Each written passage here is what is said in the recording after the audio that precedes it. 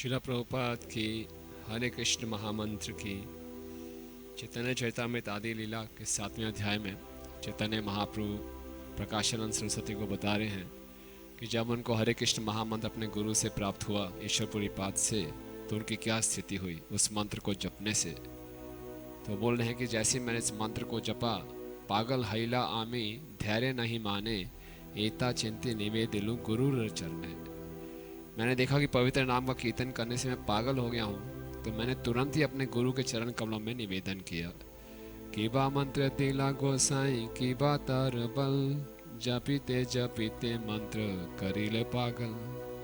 हे प्रभु, आपने मुझे कैसा मंत्र दिया है, मैं तो इस महामंत्र का जप कीर्तन करने मात्र से ही पागल हो गया हूँ। तो इसके उत्तर में ईश्वरपुरी पाप बताते हैं, कृष्ण नाम महामंत्र यही ते स्वभाव, यही जपे तारे कृष्ण उपजाए भाव। ये हरे कृष्ण महामंत्र का स्वभाव है कि जो भी इसका कीर्तन करता है उसमें तुरंत ही कृष्ण के लिए प्रेम पूर्ण भाव उत्पन्न हो जाता है। इसी रंग से भागवतम के दूसरे स्कंद में सुखदेव गोस्वामी बताते हैं कि अगर हम हरे कृष्ण महामंत्र का जप कर रहे हैं, आंखों से आंसू नहीं निकल रहे, शरीर में कंपन नहीं हो रहा, शरीर के बाल खड़े नहीं हो रहे, तो इसका मतलब हमारा हृदय फौलाद का बना हुआ है। और इसका मुख्य कारण है कि हमसे बहुत अपराध होते हैं।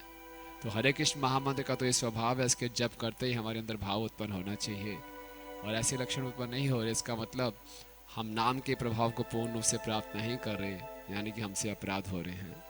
और ये सुनकर हमको कृत्रिम रूप से ये प्रयास नहीं करना चाहिए कि हम अपने अंदर ये लक्षण लाने का प्रयास करें। ये स्वाभाविक रूप से होंगे अगर हम शुद्ध नाम का जप करेंगे। तो ये जब हम पढ़ते हैं शास्त्रों में, तो हमें ये प्रेरित नहीं करता कि हम इसकी नकल मारें, बल्कि हमें ये प्रेरित करता है कि हमारे अंदर विनम्रता की भावना आना चाहिए कि मेरा जप शुद्ध जप से कितनी दूर है और मुझे अभी कितना प्रयास करना है।